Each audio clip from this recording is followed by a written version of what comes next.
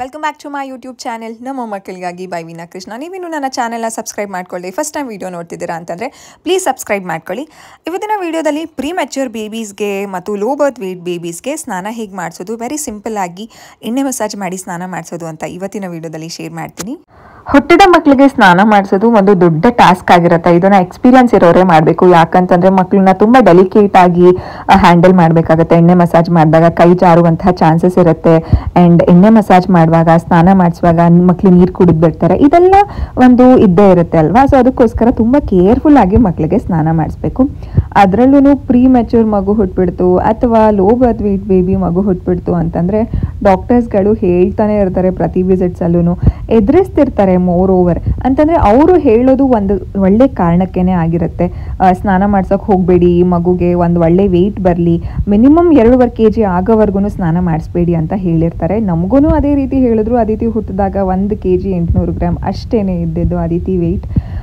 ಆದರೆ ನಾವು ಒಂದು ಧೈರ್ಯ ಮಾಡಿ ಅದಿತಿಗೆ ಸ್ನಾನ ಮಾಡಿಸೋದಕ್ಕೆ ಶುರು ಮಾಡಿದ್ವಿ. ಅದಿತಿ ಹುಟ್ಟಿದ್ದು 8ನೇ ತಾರೀಕು, ನಾವು ಡಿಸ್ಚಾರ್ಜ್ ಆಗಿದ್ದು 1 ವಾರಕ್ಕೆ. 1 ವಾರ ಡಾಕ್ಟರ್ಸ್ಗಳು ಹೇಳಿದ್ರು ಹಾಸ್ಪಿಟಲಲ್ಲಿ, ಅಲ್ಲಿ ನರ್ಸ್ಗಳೇ ಪಾಪುಗೆ ಸ್ನಾನ ಮಾಡಿಸಿ ಕೊಡ್ತಾ ಇದ್ರು. ಸಮಾಧಾನನೇ ಇರಲಿಲ್ಲ. ಯಾಕಂತಂದ್ರೆ ಮನೆಯಲ್ಲಿ ಕಂಪ್ಲೀಟ್ ಟ್ರೆಡಿಷನಲ್ ಬಾಣಂತನ ಫಾಲೋ ಮಾಡೋದ್ರಿಂದ ಅವ್ರು ಮಾಡ್ತಿದ್ದಂತಹ ಸುಮ್ಮನೆ ಸ್ಪಾಂಜ್ ಬಾತ್ ಮಾಡಿ ಕೊಡ್ತಾ ಇದ್ರು. ತುಂಬಾ ಬೇಜಾರಾಗ್ತಿತ್ತು. ಮಗುಗೆ ಎಣ್ಣೆ ಮಸಾಜ್ ಮಾಡಿಲ್ಲ ಅಂತಂದ್ರೆ ಮಗು ವೆಯ್ಟ್ ಗೇನ್ ಆಗಲ್ಲ. ಅಮ್ಮ ಯಾವಾಗ್ಲೂ ಹೇಳ್ತಿದ್ರು, ಮಕ್ಕಳಿಗೆ ಎಷ್ಟು ಎಣ್ಣೆ ಬೀಳುತ್ತೋ ಅವರ ದೇಹ ಅಷ್ಟು ಚೆನ್ನಾಗಿ ಬಲಿಯತ್ತೆ, ಎಣ್ಣೆ ಮಸಾಜ್ ಮಾಡ್ಲೇಬೇಕು, ಫಸ್ಟ್ ಮನೆಗೆ ಹೋಗೋಣ, ಎಣ್ಣೆ ಮಸಾಜ್ ಮಾಡೋಣ ಅಂತ ಹೇಳ್ತಾನೆ ಇದ್ರು. 1 ವಾರ ಆದ್ಮೇಲೆ ಡಿಸ್ಚಾರ್ಜ್ ಆದ್ಮೇಲೆ ಮನೆಗೆ ಬಂದ್ವಿ. ಡಾಕ್ಟರ್ಗಳಂತೂ ತುಂಬಾ ಎದುರಿಸ್ಬಿಟ್ಟಿದ್ರು. ಎಣ್ಣೆ ಮಸಾಜ್ ಮಾಡಿದ್ರೆ ಮಗುಗೆ ಉಸಿರು ಕಟ್ಟತ್ತೆ, ಮಗು ಜೀವಕ್ಕೆ ಆಪತ್ತು, ಪ್ರೀ ಮೆಚ್ಯೂರ್ ಬೇಬಿ ಅಂತಂದ್ರೆ 1 ದಿನ ಅದಿತಿ 36 ವಾರ 5 ದಿನಕ್ಕೆ ಅದಿತಿ ಹುಟ್ಟಿದ್ದು. ಸೊ ಪ್ರೀ ಮೆಚ್ಯೂರ್ ಬೇಬಿ 37 ವಾರಕ್ಕೆ ಹುಟ್ಟಿದಾಗ ಮಕ್ಕಳು ಫುಲ್ ಟರ್ಮ್ ಬೇಬಿ ಅಂತ ಕರೆಸ್ಕೊಳ್ತಾರೆ. So Aditi premature baby, late preterm baby ಅಂತ ಅದಿತಿ ನೋಟ್ ಆಗಿರೋದು. ಅಂಡ್ 1 kg 800 ಗ್ರಾಮ್ ಇರೋದ್ರಿಂದ ತುಂಬಾ ವೆಯ್ಟ್ ಕಡಿಮೆ ಇದ್ದಾರೆ, ಏನಾದ್ರೂ ಕಾಂಪ್ಲಿಕೇಶನ್ ಬರ್ಬೋದು, ಸ್ನಾನ ಮಾಡಿಸ್ಬೇಡಿ ಅಂತ ಹೇಳಿದ್ರು. ಅಮ್ಮಂಗಂತೂ ತುಂಬಾ ಭಯ ಆಗೋಗ್ಬಿಟ್ಟಿತ್ತು. ಅಮ್ಮ 7 ಬಾಣಂತನ ಮಾಡಿದ್ದಾರೆ ಅಂತಂದ್ರೆ ಅದಿತಿ 7ನೇ ಬಾಣಂತನದ ಮಗು. ಆದ್ರೂ ಭಯ ಇರುತ್ತಲ್ಲ, ಇಷ್ಟು ಲೋ ಬರ್ತ್ ವೇಟ್ ಬೇಬಿ ಏನಪ್ಪಾ ಮಾಡೋದು ಅಂತ ಅಂದ್ಬಿಟ್ಟು 1 ವಾರ ನಾವು ಹಾಸ್ಪಿಟಲ್ ಇಂದ ಬಂದ್ರು ಸ್ನಾನ ಮಾಡಿಸ್ಲಿಲ್ಲ. 1 ವಾರಕ್ಕೆ ನಾವು ಹಾಸ್ಪಿಟಲ್ಗೆ ಹೋದ್ವಿ, ಡಾಕ್ಟರ್ನ ಮೀಟ್ ಮಾಡಿದ್ವಿ. ವೆಯ್ಟೇ ಗೇನ್ ಆಗಿರ್ಲಿಲ್ಲ, ಬರೀ 1 kg 900 ಗ್ರಾಮ್ ಅಷ್ಟೇನೆ ಆಗಿದ್ದು. 100 ಗ್ರಾಮ್ ಜಾಸ್ತಿ ಆಗಿದ್ರು 2 ವಾರಕ್ಕೆ. ಅಮ್ಮ ಅಂತೂ ಈಗ ನಾವು ಕುತ್ಕೊಂಡ್ರೆ ಆಗಲ್ಲ, ಸ್ನಾನ ಮಾಡಿಸ್ಲೇಬೇಕು. ಸ್ನಾನ ಮಾಡಿಸಿದ್ರೆ ಖಂಡಿತವಾಗ್ಲೂ ಎಣ್ಣೆ ಮಸಾಜ್ ಮಾಡೋದ್ರಿಂದ, ಚೆನ್ನಾಗಿ ಬಿಸಿ ನೀರು ಬೀಳೋದ್ರಿಂದ ದಪ್ಪ ಆಗೇ ಆಗ್ತಾರೆ. ನಾವ್ ಏನ್ ಬೇಕೋ ಅದನ್ನ ಮಾಡೋಣ. ಬೆಳಗ್ಗೆ ಹೊತ್ತು ದಪ್ಪ ಆಗೋದಕ್ಕೆ ಕೆಲವು ತುಪ್ಪಗಳು ಇದನ್ನ ಕೊಡೋಣ ಅಂತ ಎಲ್ಲ ಹೇಳಿದ್ರು. ಏನೇನೆಲ್ಲ ಕೊಟ್ವಿ. ಅದಿತಿ ವೆಯ್ಟ್ ಅಂತೂ ತುಂಬಾ ಚೆನ್ನಾಗಿ ರ್ಯಾಪಿಡ್ ಆಗಿ 1.5 ತಿಂಗಳಿಗೆಲ್ಲ ಅದಿತಿ 3 kg 3.5 kg ಅಷ್ಟೆಲ್ಲ ಆದ್ರೂ. ಹೇಗೆ ಅಂತ ನಾನು ಮುಂದಿನ ವಿಡಿಯೋಸ್ ಅಲ್ಲಿ ಶೇರ್ ಮಾಡ್ತೀನಿ ವೆಯ್ಟ್ ಗೇನಿಂಗ್ ಟಿಪ್ಸ್. 1 ವಾರ ಆದ್ಮೇಲೆ ನಾವು ಅದಿತಿಗೆ ಎಣ್ಣೆ ಮಸಾಜ್ ಶುರು ಮಾಡೋದಕ್ಕೆ ಸ್ಟಾರ್ಟ್ ಮಾಡೇ ಬಿಟ್ವಿ. That was really happy moment ನನಗಂತೂ. ಯಾಕಂತಂದ್ರೆ ಈ ರೀತಿ ಎಣ್ಣೆ ಮಸಾಜ್ ಮಾಡೋದು ನಾನು ನೋಡ್ಬೇಕು ನನ್ನ ಪಾಪುಗೆ ಅಂತ ನಾನು ತುಂಬಾ 2 ವಾರ ವೆಯ್ಟ್ ಮಾಡ್ತಿದ್ದೆ. ಆದ್ರೆ ಆ 2 ವಾರ ಆಗ್ಲೇ ಇಲ್ಲ. 2 ವಾರ ಆದ್ಮೇಲೆ ಅಮ್ಮ ಧೈರ್ಯ ಮಾಡಿ ಶುರು ಮಾಡಿದ್ರು.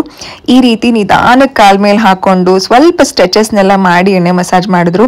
ನೋಡ್ತಿದ್ದೀರಲ್ಲ ಅದಿತಿ ಎಷ್ಟು ಪುಟ್ಟದಾಗಿದ್ದಾರೆ. 1 kg 900 ಗ್ರಾಮ್ ಇದ್ರು ಅವಾಗ.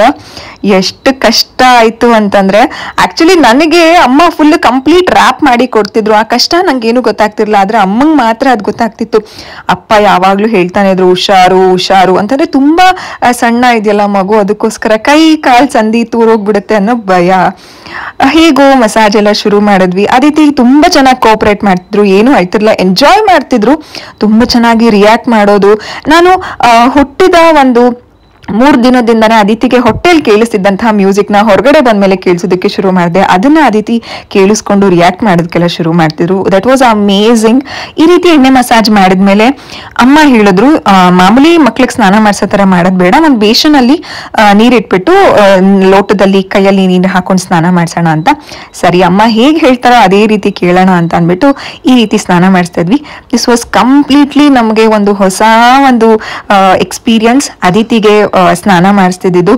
ನಿಜವಾಗ್ಲೂ ಹೇಳಬೇಕು ಅಂತಂದ್ರೆ ಅದಿತಿಗೆ ಈ ರೀತಿ ಎಣ್ಣೆ ಮಸಾಜ್ ಮಾಡಿದಕ್ಕೇನೆ ಅದಿತಿ ವೆಯ್ಟ್ ಗೇನ್ ಇರಬಹುದು, ಅವರ ಒಂದು ಕಂಪ್ಲೀಟ್ ಆರೋಗ್ಯದಲ್ಲಿ ತುಂಬಾ ಚೇಂಜಸ್ ಆಯ್ತು. ಅಂಡ್ ಅದಿತಿಗೆ 1 ವರ್ಷದವರೆಗೂ ಒಂದು ಸಲನು ಕೋಲ್ಡ್ ಆಗೇ ಇರಲಿಲ್ಲ. ನಾವು ಒಂದ್ಸಲನು ಅದಿತಿ ಮೂಗಲ್ಲಿ ಅಂತಂದ್ರೆ ಏನು ಗೋಲ್ಡ್ ಆಗಿರೋದು ಅಥವಾ ಕೆಮ್ಮಿರೋದನ್ನ ಕೇಳಿಸ್ಕೊಂಡೆ ಇಲ್ಲ. 1 ವರ್ಷ ಆದ್ಮೇಲೆ ಅದಿತಿಗೆ ಕೋಲ್ಡ್ ಆಗಿದ್ದು. ಅಷ್ಟು ಹೆಲ್ದಿ ಆಗಿದ್ರು ಅದಿತಿ, ವೆಯ್ಟ್ ಗೇನ್ ಎಲ್ಲಾನು ತುಂಬಾ ಚೆನ್ನಾಗಿತ್ತು.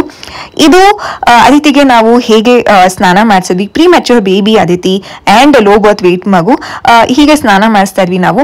ಅಂಡ್ ಮುಂದಿನ ವಿಡಿಯೋಸ್ ಅಲ್ಲಿ ಅದಿತಿಗೆ ವೆಯ್ಟ್ ಗೇನಿಂಗ್ಗೆ ಏನೇನೆಲ್ಲ ನಾನು ಟಿಪ್ಸ್ ನ ಫಾಲೋ ಮಾಡ್ತಿದ್ದೆ, ಬೆಳಗ್ಗೆ ಅಮ್ಮ ಏನೇನೆಲ್ಲ ಕೊಡ್ತಿದ್ರು, ಯಾವ್ಯಾವ್ದನ್ನ ಯೂಸ್ ಮಾಡ್ತಿದ್ವಿ ಅಂತ ನಾನು ಮುಂದಿನ ವಿಡಿಯೋಸ್ ಅಲ್ಲಿ ಹೇಳ್ತೀನಿ.